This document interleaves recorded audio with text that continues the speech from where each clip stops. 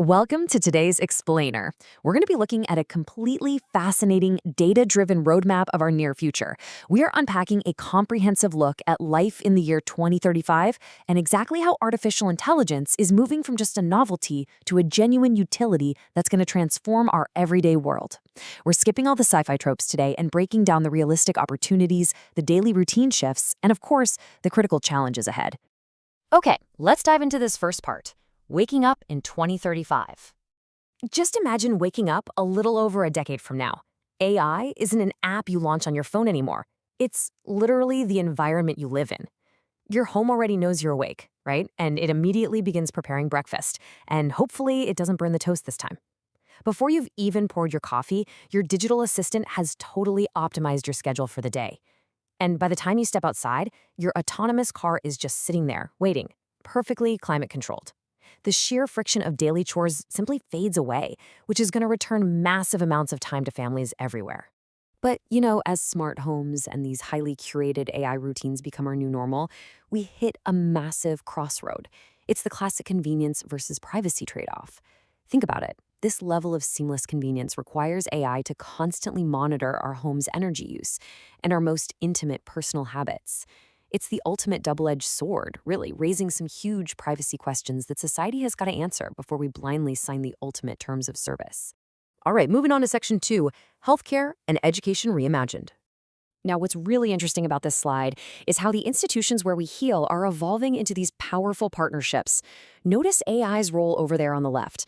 It's handling the heavy computational lifting, right? Detecting diseases earlier, mapping out personalized genomics, and really accelerating research.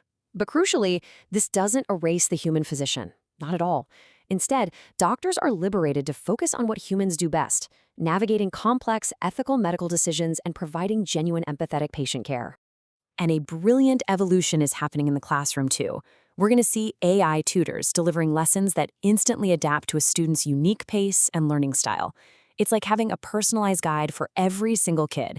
And because the algorithms handle the customized delivery and the grading, educators can finally step into their highest value role, which is one-on-one mentorship. And perhaps the absolute most staggering takeaway here, scalability. This technology could finally democratize high-quality education, reaching remote corners of the globe that previously had zero access. It's just huge. Let's move to and see how this builds into our next section, the evolving job market. If education shifts, well, how we earn a living inevitably follows. And look, it's totally normal to feel a bit anxious about automation. But let's look at the reality here. Yes, the repetitive, manual tasks you see on the left, those will be largely automated. But contrast that with the explosion of new careers on the right. We're looking at massive booms in AI architecture, robotics, cybersecurity, and data science. So the job market isn't actually shrinking, it's just undergoing a massive structural evolution. Which brings us to this truly fascinating irony about the 2035 workforce. Despite all this bleeding-edge technology surrounding us, the most valuable skills you can possess will actually be inherently human. We're talking about creativity, critical thinking, communication, adaptability. The machines will own the processing and the repetitive labor, which effectively puts a massive premium on human ingenuity. Okay, let's slow things down a bit for Section 4, Navigating the Risks. Let's take a breath here, because this widespread transformation, it's not a guaranteed utopia. The adoption of AI across all our societal systems comes with some very real, severe dangers.